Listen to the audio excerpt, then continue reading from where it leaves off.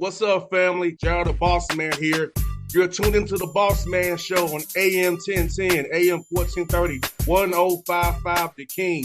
Let the King out at 105theking.com and the Bossman Show at bossmanshow.com. Hit me up on Instagram, The Bossman Show, Twitter at Bossman Show, and Facebook, Bossman Show. It's the Bossman on your radio. Listen to the Bossman Show with your host, JR, Saturdays at 9 a.m. right here on AM 1010, The King.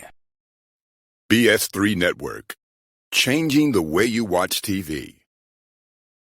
Yes, BS3 Network, changing the way you watch TV, covering content and hot topics from A to Z, sports, music, society and culture, movie reviews, you name it, we have it.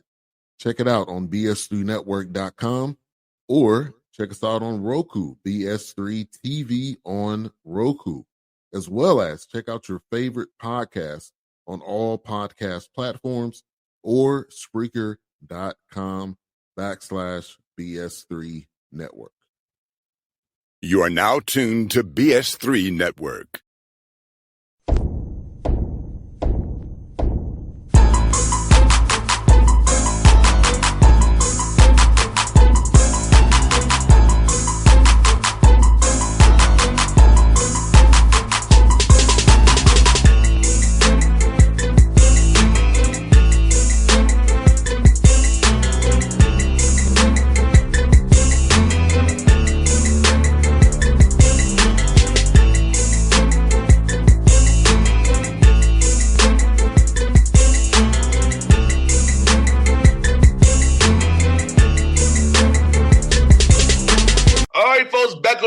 Man, who see him on the screen there, a good friend of mine, a brother, Howard Bison, head coach, went to the NCAA tournament this year. My man, Blakeney, KB. Hey, back on the airwaves. How you doing, my brother?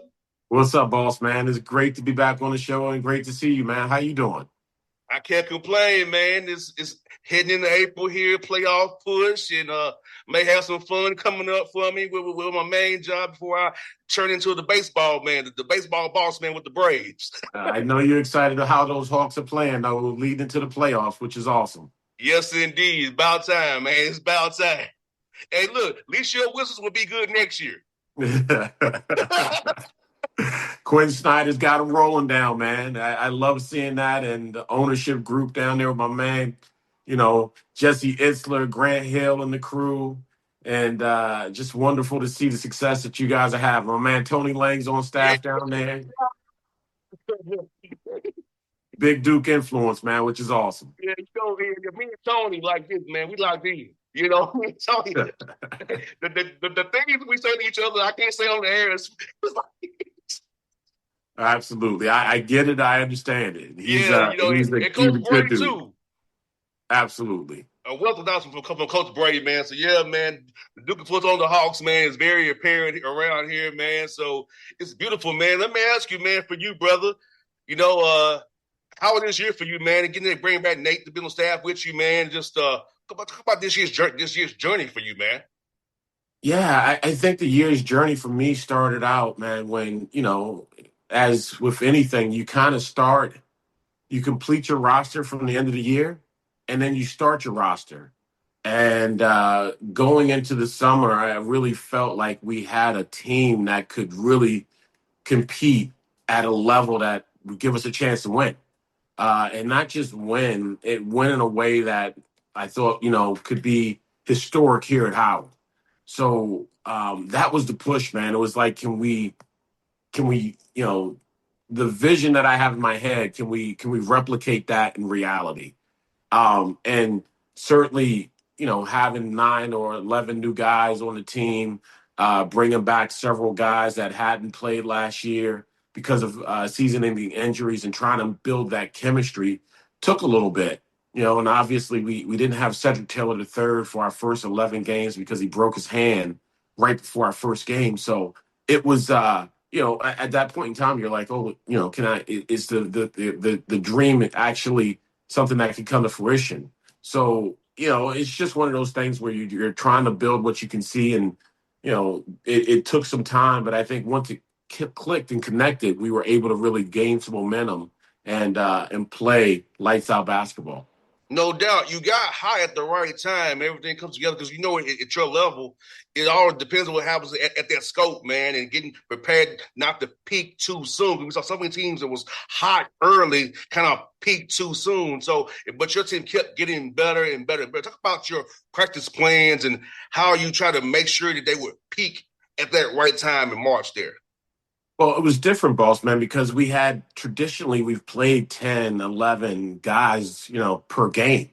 And with this year's roster, we limited the amount of bodies that we use per game, and it was more an 8 to 9 man rotation. So we're playing 32 minutes of games with guys that are playing heavy minutes and have to count on those guys, absolutely in a big way, especially our conference season that goes Saturday and Monday. So the recovery time and how we kind of tried to maintain their bodies almost in a way like NBA teams do, guys, was really important. And thankfully, I have an incredible staff that understands, the things that we needed to do and helped me a whole lot with just making sure that those guys were fresh, ready to go. We talk about having fresh legs and fresh minds for our games. So we definitely had to look at practice a different way and not practice as much or as hard as we have in the past. No doubt, man, because you're right. Because today we travel today. We have no practice today because we're traveling, so we don't practice when we travel. So you're right, having to manage those bodies and try to get the most out of whatever you do. Now that's the main thing, and using film sessions, using one-on-one with coaches for development to kind of get guys to correct things in that sense rather than get on the court. Because you get somebody hurt at your level, you're screwed. Absolutely. And the part that you just said was this was the first time when we got Cedric Taylor, the third back, in December. It was the first time, boss man, that we've been healthy since November of 2023, that we had everybody on our team completely healthy. So having a roster that we can gain some continuity with, some confidence with, and they can build and grow with was so important for us this year. No doubt, man. And KB, for you, man, seeing your guys kind of be process oriented, not so much results at first, right? Trusting that process and talk about getting young men to realize, hey, if we keep doing the right things, being everyday guys, the results will come. Because sometimes we want to see the result of things, but we're doing the right thing. Sometimes it's make or miss here and there. Things happen in the game, but if our process is correct, eventually the breakthrough will come. Yeah, the process is so important. And with our process, the word trust is the epitome of that process and the journey, right? With us, the way we play, you really have to depend on your brother and you have to trust your brother and your brother has to trust you ultimately. And being efficient for us is more important than the volume that somebody may take. You can get 25, but are you getting 25 on 20 shots? Where if you kind of are looking at it from an efficient lens, you can get 25 on 12 shots, but you can get to the line 8, 9 times, and you can have 6 or 7 rebounds, and you can have 4 or 5 assists. The well-roundedness of young men's games are so much more important to me than the volume that some people think they must have to have success, and be position themselves for individual success rather than team success. And KB, also, man, role definition, man, that's so important with young men and accepting their roles, knowing if you're on scout team, if you can get on the bikes that day, knowing you're a manager, knowing you're the head. So talk about just people knowing that every role they play, this organization of Howard men's basketball was important in what you all accomplished this year and accepting that role fully. It's incredible. I think, Bossman, one of the things we talk about even before we get kids on campus is that our program may not be for them because our program is not for everybody. And I want to make that clear. Like, I don't want to mix words. I don't want to, have any confusion on what we expect from our young men in our program. And I think going into it, the young people that we have a chance to recruit either in high school or out of the portal, because we've had some opportunity to get great media coverage, podcasts like yourself and other different media outlets, the word is getting out a little bit more about what we do, about how we practice, about the things we do in the community, about the things that are important to us on campus, and the things with our culture in a basketball sense that are truly, truly important for us to have success. So I think having those conversations, the value that we've had of getting our message out through the media has really changed the narrative and the perspective of student athletes entering our program. No doubt. And KB, Kerry Davis has been very important. I've had him on the show a few times as well in the past about how important he is and having alignment with his deputy athletic directors, all the people in the athletic department, having that key alignment with Wayne Frederick, who came back on an interim basis here to give you what you need to succeed in the MEAC and get these guys to really achieve their dreams and be the dream factory that you tell them that it is.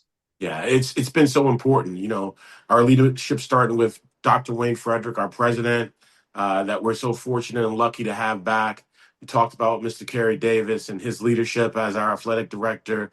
You couldn't have two better leaders in place with your president and your AD, and their alignment for what the student experience for an athlete should look like and the student well-being for an athlete should look like. And, the reason I got the job is, in being a guy with non-traditional resume kind of journey, was that we were all aligned in the way we looked at intercollegiate athletics and for a student athlete and the student experience. So having those guys on our team, Paul Bowden does a really great job. Siobhan Mansfield, we have Nick Latham, all of those guys and people in our team are incredibly tied in and aligned for the success of athletics and not just basketball at Howard. When you look at this fall, we had swim team win the championship. We had, track and field won the championship. We had men's and women's basketball. I joke all the time, and I've started to call Howard the House of Champions.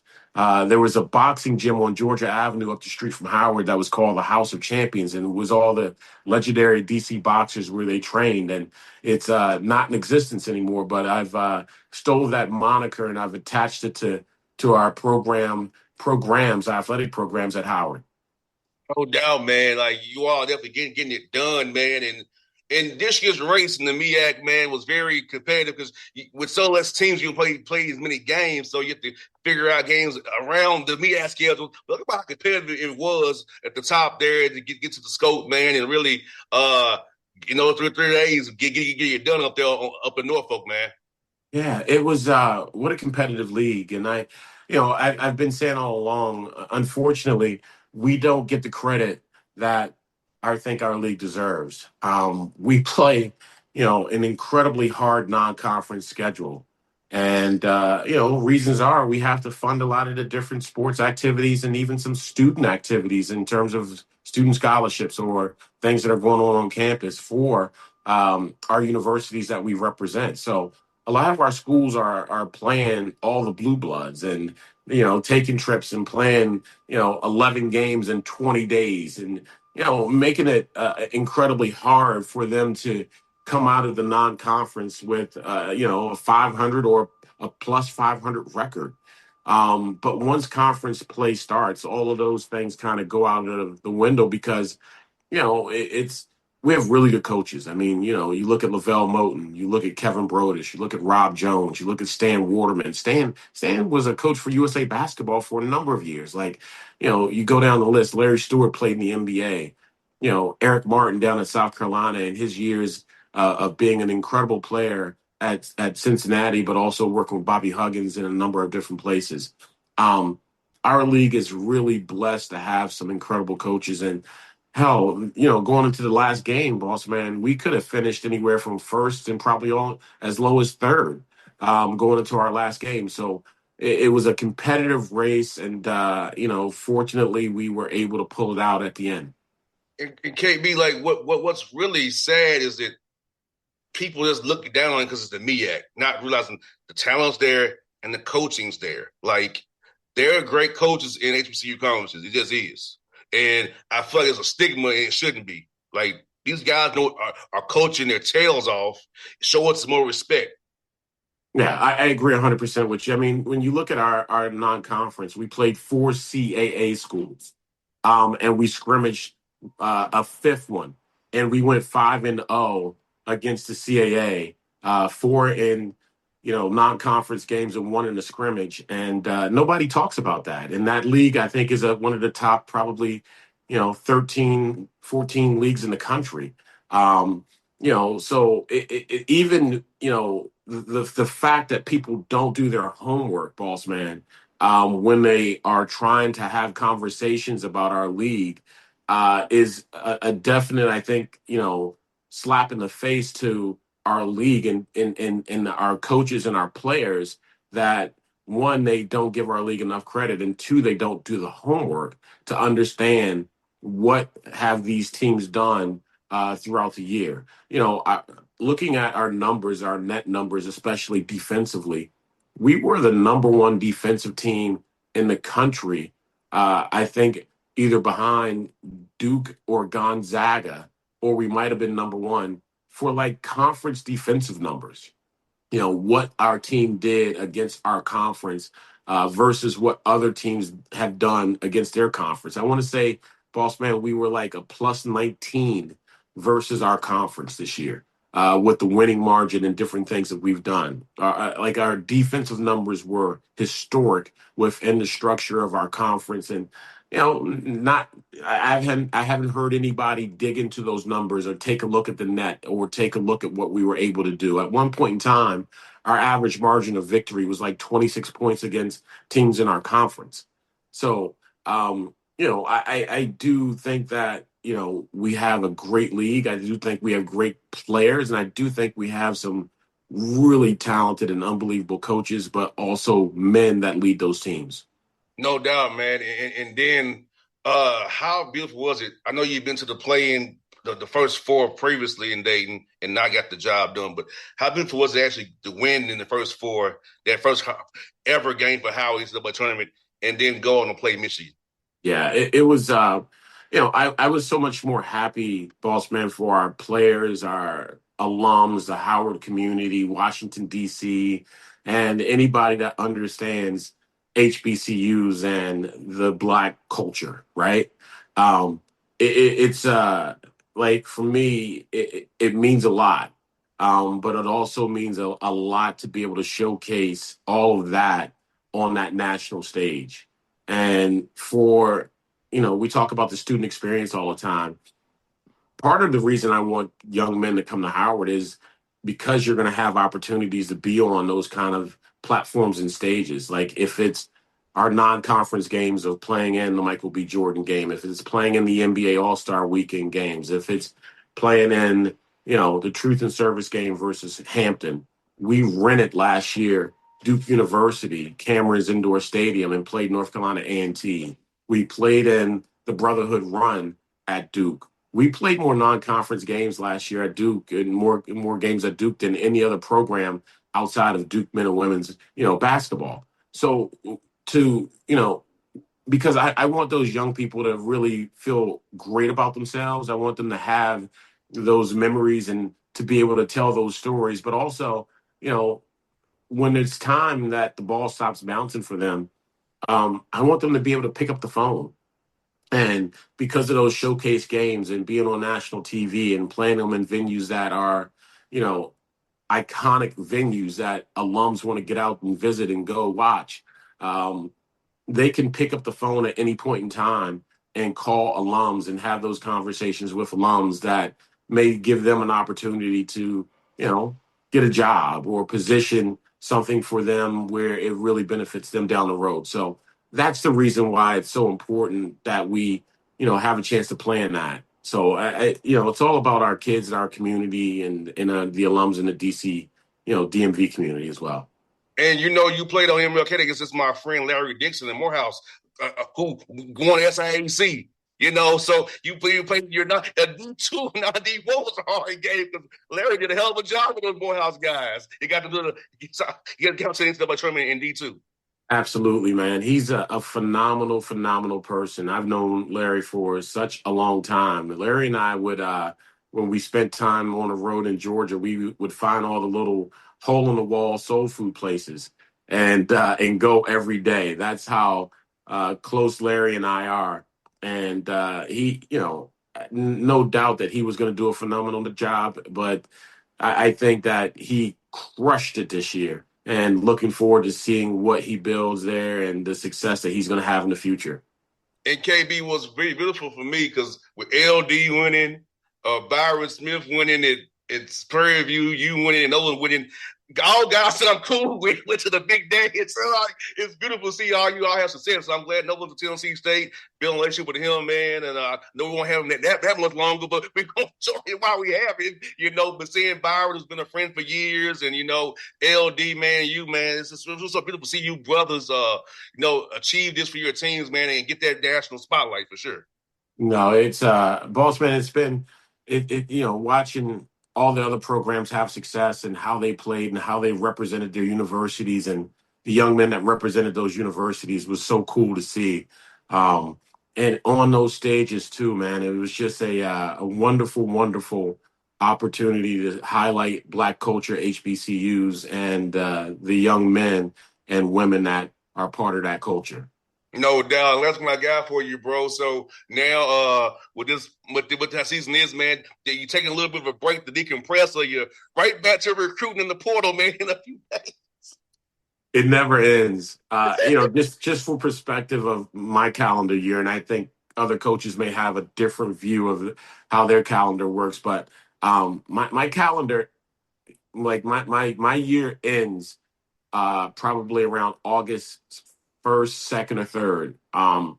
And we start up from right around August 24th, 25th. So we'll go from August 24th, 25th to where the guys get into town and start school, boss man, to, what we have to do preseason wise, starting our, season games and stuff in November. Conference season starts in January. Hopefully you're playing in March and got your conference tournament and March Madness in March. You're playing until you don't play anymore, and then you have your exit meetings and you find out who's staying and who's going. And once you understand that, like for me, that's when our recruiting kind of begins. So we start our recruiting with what we have to have needs for with our program, which is so important. And then we go into kind of like the spring evaluation period for high school kids, maybe some kids that are that have gotten overlooked, that are quality student athletes that are at some community colleges, and then our summer recruiting starts. So that part goes on too, and then we have our summer camps and summer school for our guys. So all of that runs basically until August 1st, August 2nd, August 3rd. So it goes for me, pretty much about 11 and a half months without taking a break. I hear that, my brother. Thank you for finding some time for me today, man, and doing your thing, brother. Hey, I'm so happy for you. So proud of you, brother. Keep doing your thing, man. How it's a second home for me. I cheer for you like I cheer for my alma mater, so it's all good. Absolutely. No, thank you, boss man. I love the work you're doing, and please give my best to all the Hawks. Quinn, Mike Bray, Tony Lane, Jesse Isler, Grant Hill, and the whole crew, man. I sure will, my brother. Appreciate you, bro. BS3 Network. Changing the way you watch TV. Yes, BS3 Network, changing the way you watch TV, covering content and hot topics from A to Z. Sports, music, society and culture, movie reviews. You name it, we have it.